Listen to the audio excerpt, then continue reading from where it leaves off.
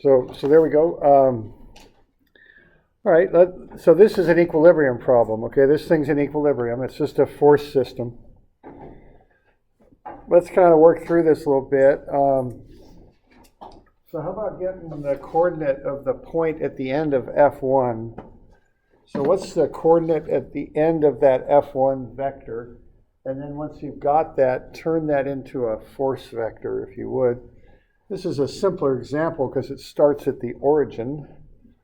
So, we go through some of the same stuff on it.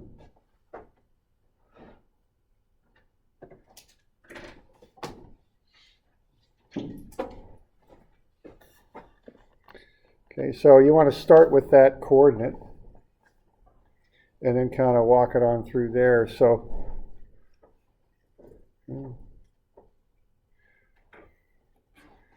everybody got that coordinate there? Any questions on that?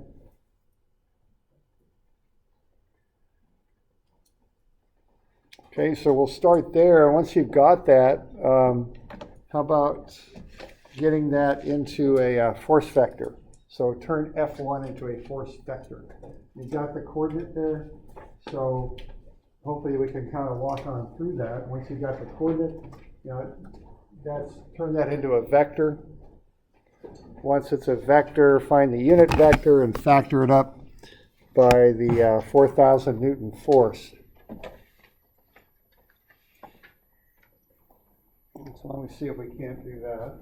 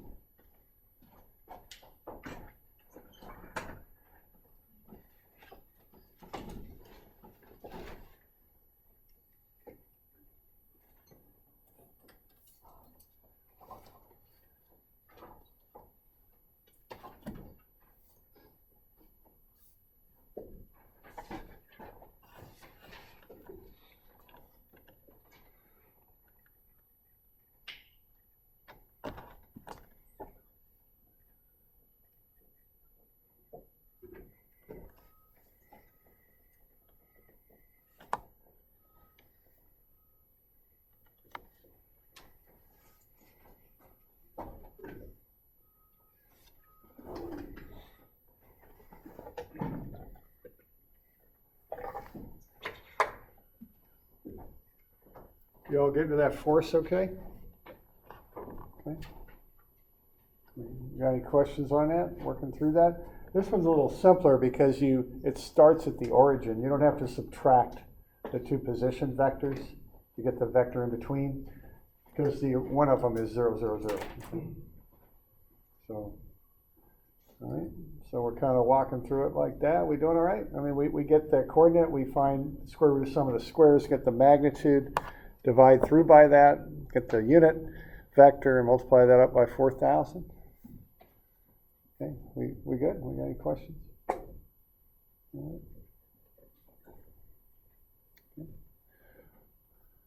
All right, so that's that one. Now that one involves a position vector. Now we've got this F2 vector that goes down below the x-axis there. What are you going to do with that? I mean, to get F2, you want to take the magnitude of F2, which you don't know, and you want to scale that up by the unit vector. What's that unit vector going to be for F2? Think about, look at those dashed lines, and based on those and the angle you're given, you should be able to come up with a unit vector for F2. So why don't you see what you can do with that, okay? What's the unit vector for F2? And then what will you do to scale that thing up into a full force vector? Okay.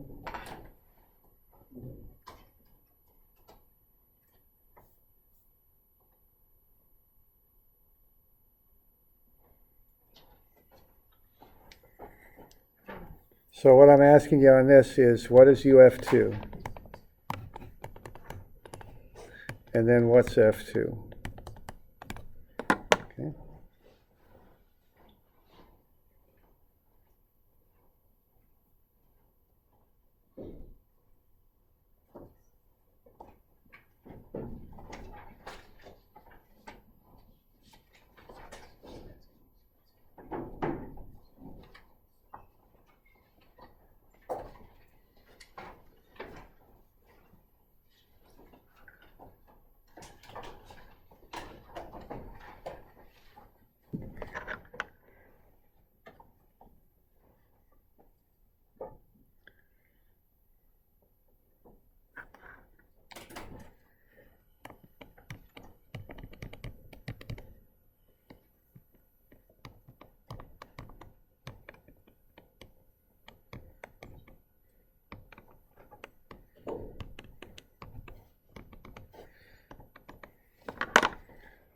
So to get the unit vector, you need the angles, right? Now, you're given one angle directly, but you can figure out the other two. And what plane is F2 in? Yeah, the XZ plane. That's the thing on that, okay? And the reason you can tell that is you're looking at these dimension lines. That line is parallel to the z-axis. This line is parallel to the x-axis. So what that means is that point at the end is in the XZ plane. Once you know that, you can figure out all the angles. Okay? So we want to be sure that we can read these dimensions and get that figured out, all right?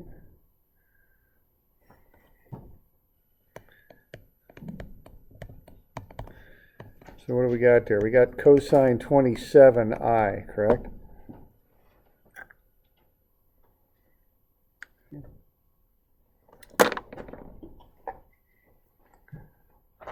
That's what you start with.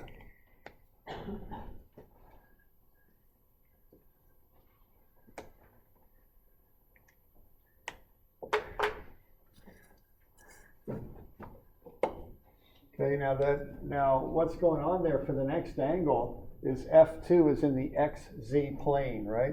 So if I'm here in class, I've got on the board, I drew that vector. I've got a ruler coming out from the board normal to the board. And this ruler would represent the what, y-axis, is that right? Yeah. So what's the angle between any vector on the board and the y-axis here? 90. 90, right? And it doesn't matter where that vector is in the z-plane, right? Wherever it is, it'll make a 90 degree with the angle with the y-axis, okay? So that's the second one.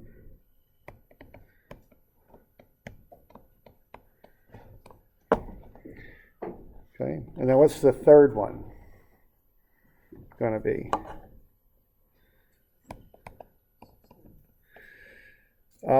There's different ways to do this, and you kind of, there's different ways to look at it. Now, by definition, these unit vectors are based on angles, cosine of the angle with the positive axis. Okay, and the little deal on this is I know that that's a 90 right there between x and z. Okay, that's a 90. And also, importantly, I know that 90 and the 27 are coplanar, okay? Meaning they're in the same plane. And that's important because if they're not, you can't add them.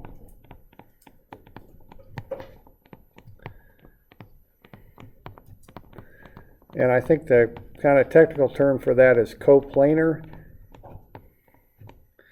But anyway, I think it's easier to say they're in the same plane, right? That's what that means.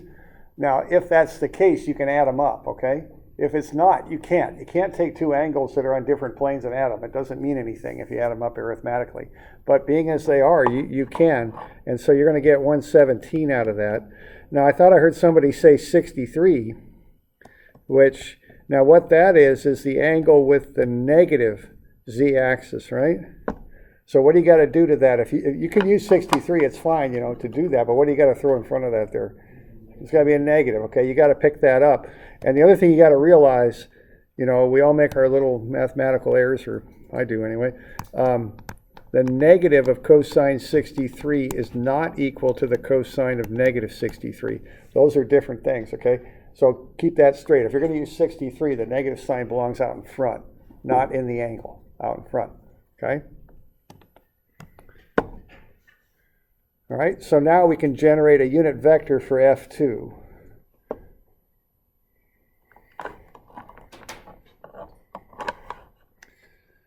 All right, and so that's just going to be F2 cosine 27, 0, cosine 117. On this slide here, I'm not doing the IJK thing. I just didn't bother with it, okay? And so that'll get you F2. Now notice F2 doesn't have any numbers. Well, it doesn't have, we don't know the magnitude yet. So that's an unknown. We just factor it through the unit vector. That's what we do. All right. So once you get an expression for F3, it's going to be quite similar. Different numbers, of course, but the process will be quite similar to get F3. And then F4 is pretty straight up. You can look at F4, you'll notice that it's parallel to the x-axis, so you should be able to get that one too. All right.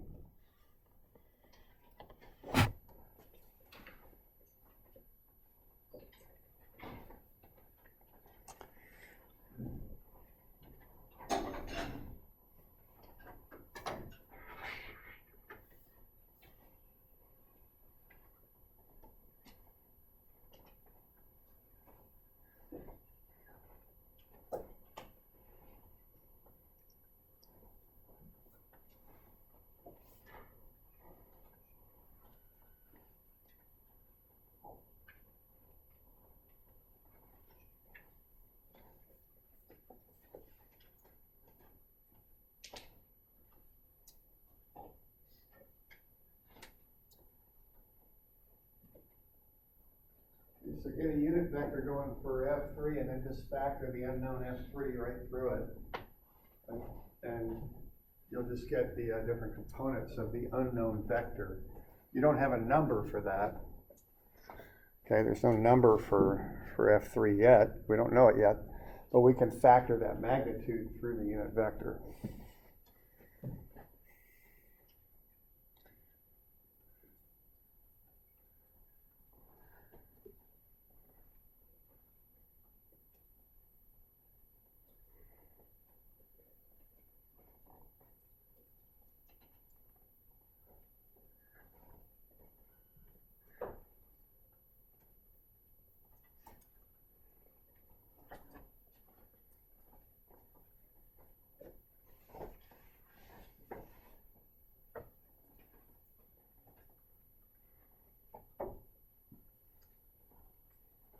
So it's the same sort of thing. You just want to find the angle that F3 makes with each of the three axes.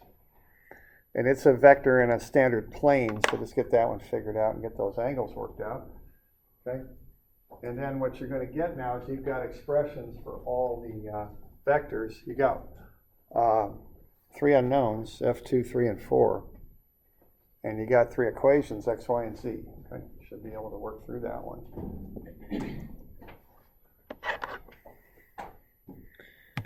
So we're doing all right with F3.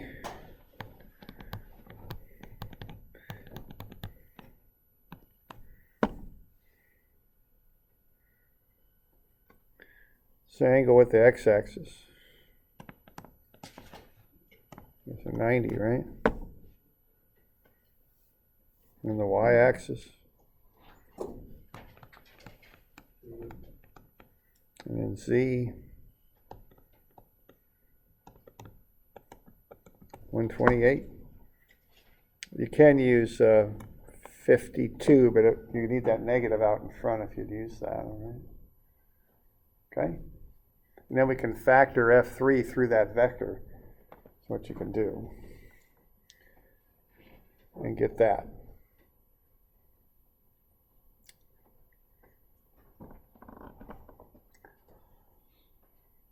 So we're doing all right with that? Okay. All right, and then you get expression for F4. It's pretty simple. Just going in the negative x direction is all it's doing, okay? And you have to read these sketches. I mean, you read what's parallel to what. I mean, F4 is just an extension of the x-axis. It's just going the other direction. Okay, that's all there is to it, okay?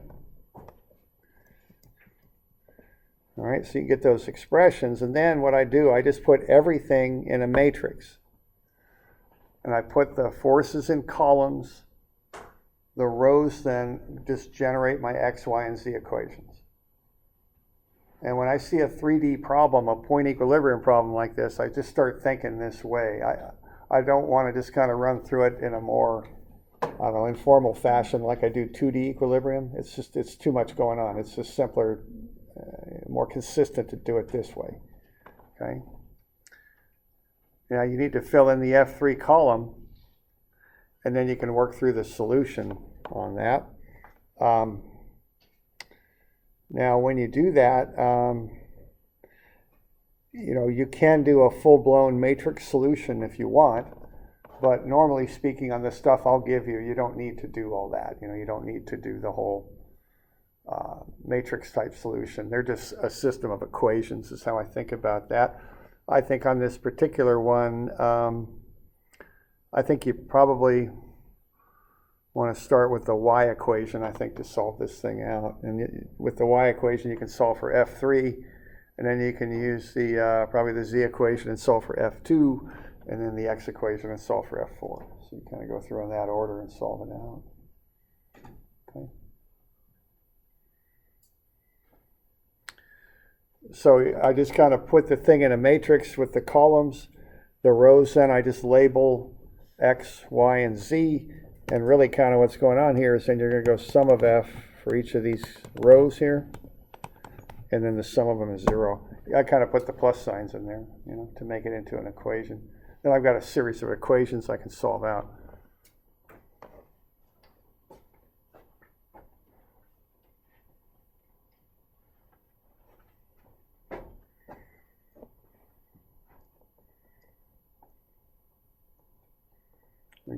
We doing all right? We got any questions on this stuff?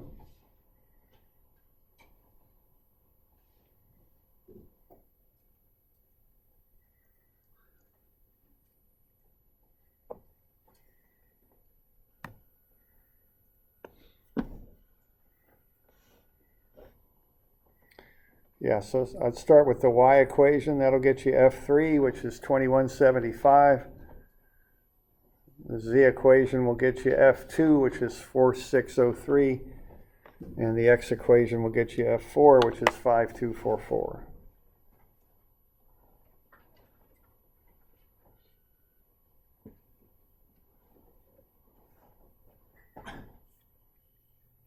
Okay.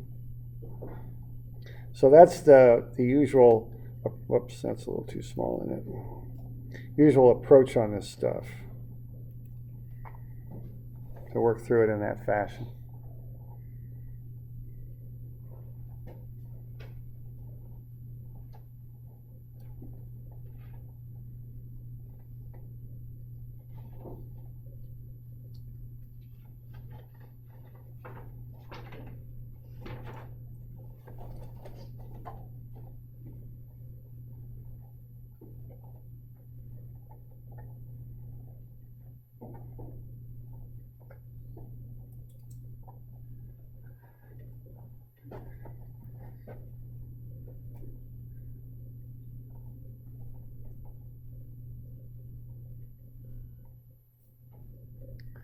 So we're doing all right with that? We got any questions? So you're going to solve out that system of equations and get F2, 3, and 4. And then I asked you to get vector answers. You can see over there in the corner, I've got answer spaces, and vectors are specified there. You see the arrows on top of F2, F3, and F4? That means I'm looking for vectors. So what you do then is you take the magnitudes that you solve for from the system of equations and you multiply them through the unit vector.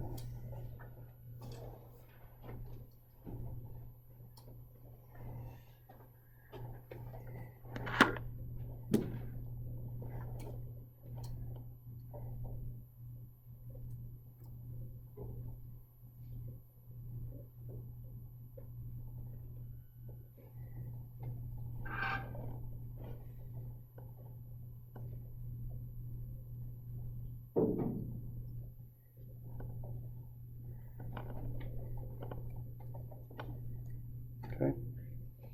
So the last little bit on that is to take those three magnitudes, multiply them by the unit vectors, and scale them up into force vectors. Okay.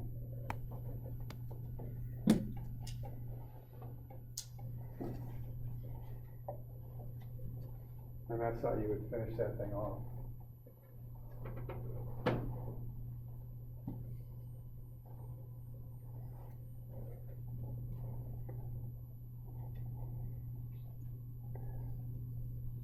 So we're good with that?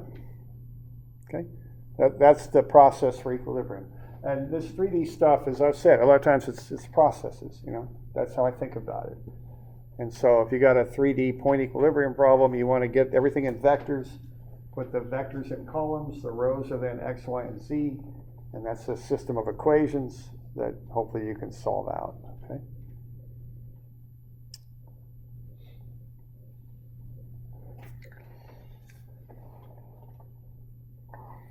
All right.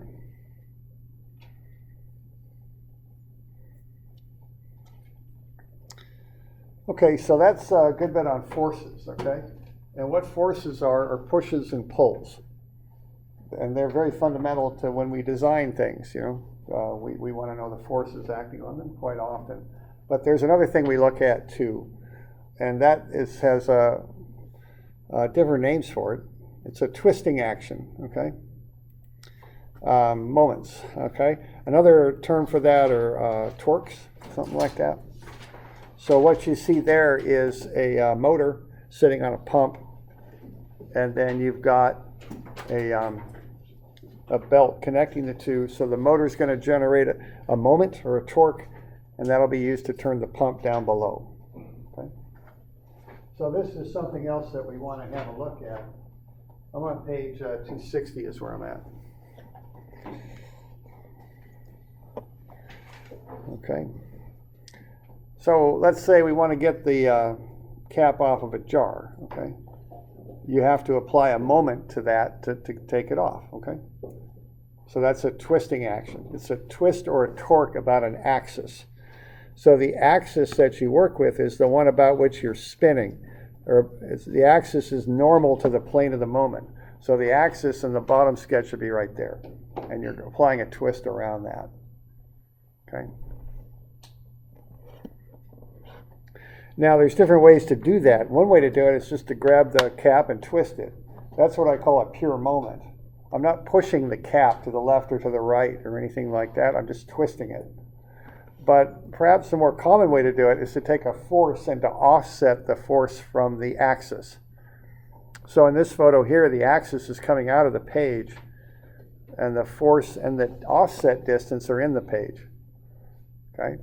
And if you take a force and actually pull on that, you can generate a moment if you offset the force, move it off of the point. Those two things together will get you a twist, a moment. Okay? Now, that may not be enough of a moment to get the cap loose. Okay? So if you think about that, there's two ways to do it, to increase the moment. If you want to make that moment larger to twist that cap loose, there's two ways you can do it. One way is you can increase the force. You can pull harder, and that will generate more moment. Okay? And the other way is, you probably might be familiar with, is you increase the distance. Okay? So you can either increase the force or increase the distance. Either one will get you more moment, more twisting action. Okay? So we all right with that? Good to go? Okay, so you can increase the force or increase the distance. Now, the basic formula for a moment is it's force times distance, with the caveat there that the force and distance are perpendicular to each other. The distance extends from the point about which you're taking moments. So moments are a little bit more involved than forces because they have an offset distance. You also have to specify a moment about a given point. Okay, that's often important to do. So d is the perpendicular distance from the force to the point about which you're taking moments. All right, now we have a sign convention that we have to remember. It's based on the right-hand rule. Counterclockwise is positive, clockwise is negative in two-dimensional space. And that's based on the right-hand rule. If you twist your right fingers counterclockwise, your thumb points up. That's why that's positive. If you twist them clockwise, your thumb points down, and that's negative. Okay, so that's just basic right-hand rule. So, but we're in a two space again. Counterclockwise positive, clockwise negative. Okay. All right, so we can find moments here based on these distances now. So we got a 60-pound force with a 2-foot offset. That would be 60 pounds times 2 feet. That would be 120 pound-feet is what we would call that out as. And that would be positive because if you look at that, that would rotate that wrench counterclockwise. Okay? And if you have any doubts about that, just draw a picture of the object on your piece of paper, put your finger on the point about which you're taking moments, which I'm calling point O, push on the paper where the push goes, and you'll see which way it rotates, okay? So if I put that sketch on a piece of paper, and I put my index finger here, and I push down on the paper there, that paper's going to run around counterclockwise in it. Okay? So that would be positive. Now the one on the right, I've got 110 newtons, 0.4 meter moment arm. That's going to be negative clockwise, okay? So when I'm doing these, I just calculate the magnitude of the moment, then I look at it, and if it's counterclockwise, I call it positive. If it's clockwise, I call it negative. So I just put the numbers in, the magnitudes first, multiply them together, then I put the sign in later, after I look at it. Okay?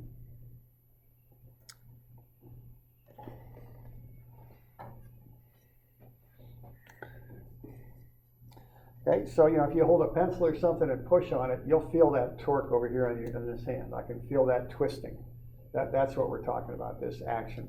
It's a different action than a force. It's different. All right.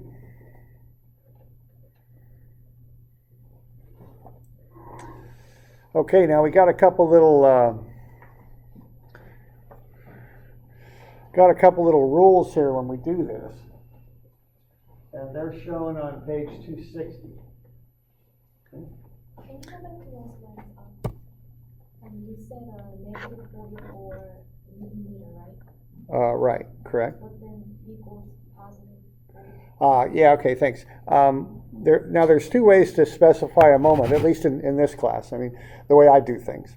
Okay, one, you can put a sign on them. Positive means counterclockwise. Negative means clockwise. That's one way to do it. The other way is just to draw a picture. So do you prefer which? My favorite, the thing I like personally, now this is just me, I don't think when you go to OSU people are going to always agree with me. Yeah, I like that because it makes it so clear. Here's the magnitude and it's going that way.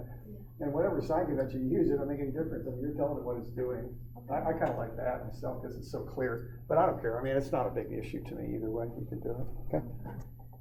Thank you. Yeah. Sure. Okay. Other questions on that? Okay. I mean, so the gist of that is the sign signifies the direction. It's just another way to show direction. So you can do it either way. Okay.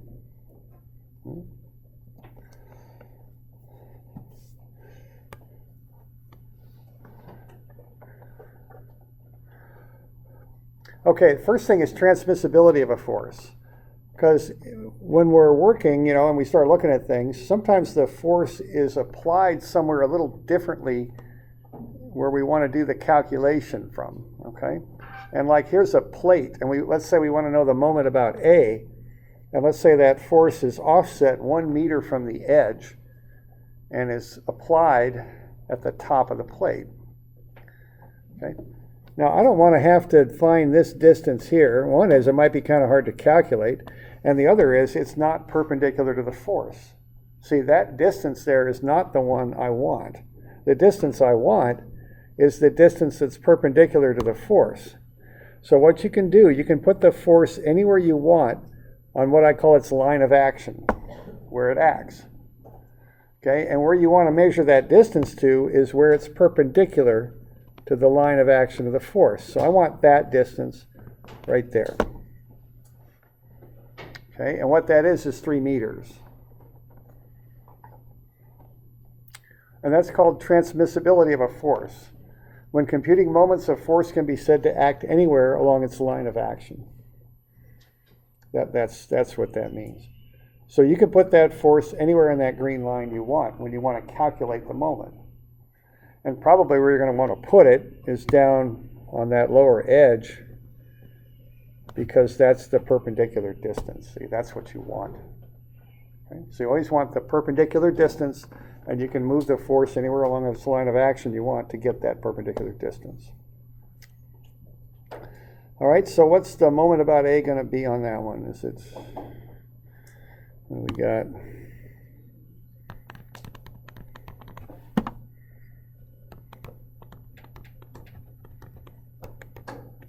So I put the numbers in there first, and then I put in the sign. So what's the sign on that one going to be? Yeah, you all seeing how that's positive? The reason it's positive is because if you have let's say you could draw that rectangle on a piece of paper, you could use a 3x5 note card, whatever, you could put your finger, your index finger of your left hand at A and anchor it, and then push up on the card. And what that card's going to do is go like that. And that's counterclockwise. And that's positive. Okay? That's how I think about that.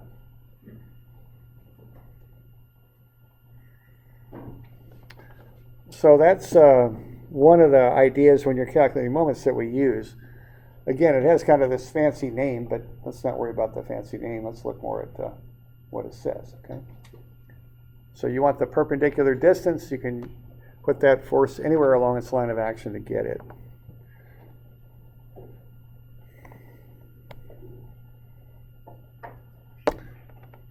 Okay, now there's another thing that's kind of another little theorem here that we use too.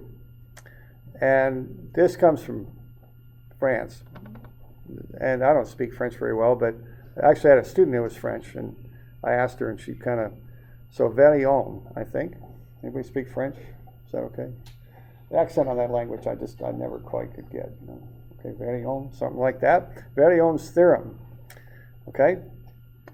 Now, let's read it first. A moment of a force about a point is equal to the sum of the moments of the force's components about the point. That one makes me kind of have to think about it a little bit. So let's look at an example, okay? Let's say we've got this situation right here. And this isn't in your notes. You might have to sketch this up. Let's say we've got a plate up on a little bit of a post there, and we want to find the moment caused by that 8,000 Newton force. Now, as forces often are in the world, this one's at an angle, 70 degrees. So that's a little arc in there to specify the 70 degrees. That's a dimension arc in there. And then we got 70 degrees. Okay, right there. And we know the magnitude is 8,000 newtons. All right, now I've told you that that we want the perpendicular distance. And see, that's going to be a little bit of a challenge because the force is angled. We're not given the perpendicular distance. On the stuff I showed you before, everything was on rectangles, all the forces in the y direction. That's pretty easy to get that. But this time it's not, okay? Now I did tell you we can use that theorem of transmissibility, so you can put that force anywhere you want, okay, on its line of action. And I guess if you were pretty good at geometry, if you knew that angle and its dimensions, which you do, you could find the perpendicular distance right there. Now, it might be a little bit of a challenge, but I imagine if we worked at it, we could get that done. But there's a lot easier way to do it. So we don't do this. I just want to mention we could. But this fellow Verillon, or whoever it was, scientist, man or woman, I don't know, but whoever this person was, figured out that you don't have to do this. If you want to get the moment, what you can do is use a little bit of trigonometry and break the force up into components. Okay? So you start by taking that angled force and you break it up into x and y components. The adjacent component is based on the cosine, and that's cosine 70 times 8,000. And the opposite force is based on the sine, and that's sine 78,000. So step one to get the moment about this point, this force about A, is to break the force up into x and y components. Okay.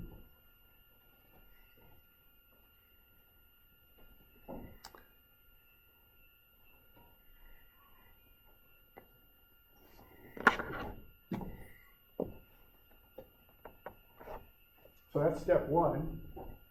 Now step two is to essentially treat each one of those forces, components of force, as though they're kind of an individual force. See, if I break that thing up into two forces now, I take the 8,000 and break it up into components, now I got two forces.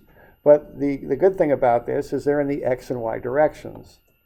So I can take the y force and combine it with an x distance, which I've got. They're perpendicular. And I can take the x force and combine it with a y distance, which I've got. They're perpendicular. I can find the moments of each one of those components pretty easily. I don't have to do a bunch of fancy geometry. I just have to break the force up into x and y components, okay? And once I've done that, I can find the moment, okay? So what I'm going to do is I'm going to take this 7518, which is a y force. I'm going to combine it with that x component of distance, which is the lower dimension on the plate. And I'm going to notice that that will come around like that, which looks a lot like clockwise to me, so that's a negative. And then I'll take the x component of force and I'll combine it with the y distance. And of course that'll come around like that, and that's counterclockwise, so that's a positive. So that moment of that 8,000 Newton force about A is negative 7518 times 1.2 plus 2736 times 0.9. When you combine those two together and consider the sign, the net moment is negative 6560 Newton meters. And what the negative means is clockwise.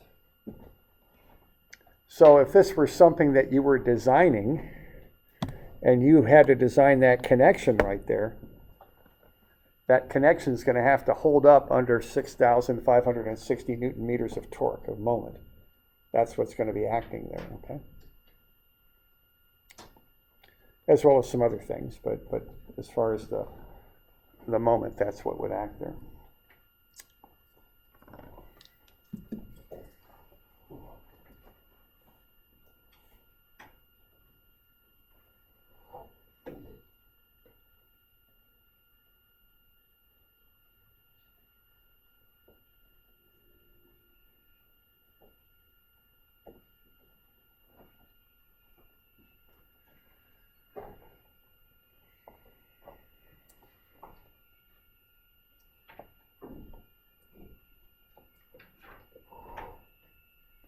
So we're doing all right with that? That's basically how you calculate the two-dimensional moment of an angled force.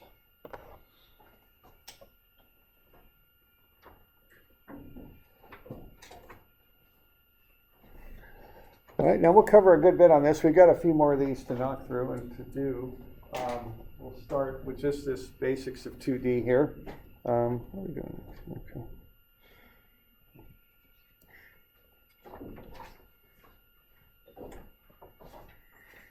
Okay, so we can start with that. Why don't I give you one more of these to do, another one of these 3D equilibrium problems, 182, I think. So that'll be due Wednesday also. And I can't remember what all I've signed so far. It's a little bit of stuff. Is it 162 there? Okay. 171, 173. There we go. So it's 5 of them. Okay, we'll cover them tomorrow. They'll be due Wednesday. Wednesday is 2 days from today, so it's the 16th.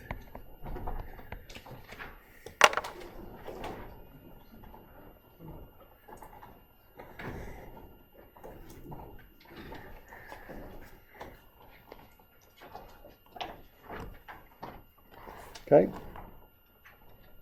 So there you go.